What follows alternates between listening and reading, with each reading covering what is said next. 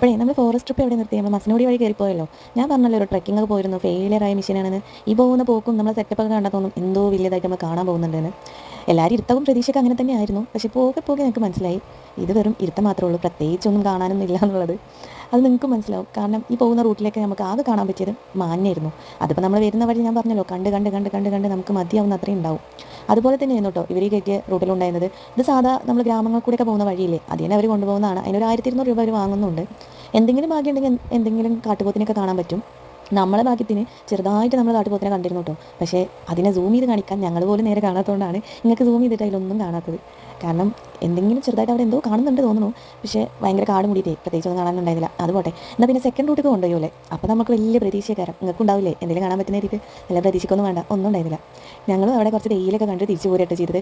പിന്നെ നമ്മളെ driver speed അത് പറയാണ്ടിരിക്കാൻ പറ്റില്ല. നമുക്ക് എന്തെങ്കിലും കാണാനുണ്ടോ എന്ന് തരണമെങ്കിൽ കുറച്ച് സ്പീഡൊക്കെ കുറവാണല്ലോ. ഇതിപ്പോൾ പണ്ട് ജീപ്പൊക്കെ ഉണ്ടായിരുന്നു, പണ്ട് നമ്മളെല്ലാവർക്കും കല്യാണമൊക്കെ തേടി പോയി ജീപ്പിലല്ലേ. അപ്പോൾ ആ ഒരു ജീപ്പിൻ്റെ എക്സ്പീരിയൻസ് കിട്ടാനൊക്കെ പോകാൻ നല്ലതാണെന്ന് തോന്നുന്നു. ഈ ഒരു ഏരിയ കണ്ടിട്ട് ഇവിടെ മൃഗങ്ങളൊക്കെ ഉണ്ടാവുന്ന തോന്നുന്നത് ഈ രണ്ടാമത് പോയ റൂട്ടിൽ. പക്ഷേ നമ്മളെ ഭാഗ്യത്തിന് അവിടെ ഒന്നും കാണാനും പറ്റില്ല, നമ്മളെ ഡ്രൈവറിൻ്റെ സ്പീഡും കൊണ്ട് തന്നെ ഒന്നും നോക്കാനും പറ്റില്ല. പിന്നെ ആ ഒരു മലൻ്റെ സീനാണ് നിങ്ങൾ അത് കണ്ടപ്പോൾ എല്ലാതൊരു ഭംഗി തോന്നിയിട്ടോ. പിന്നെ ഒരു മയിലിനെ കണ്ടപ്പോൾ അയാൾ ബ്രേക്ക് ഓടി തന്നിക്കുക എന്തിനാണെന്ന് ഇപ്പോഴും ഞങ്ങൾക്ക് മനസ്സിലായിട്ടില്ലേ. അപ്പം പിന്നെ ബാക്കി കഥ പിന്നെ പറയാം കേട്ടോ.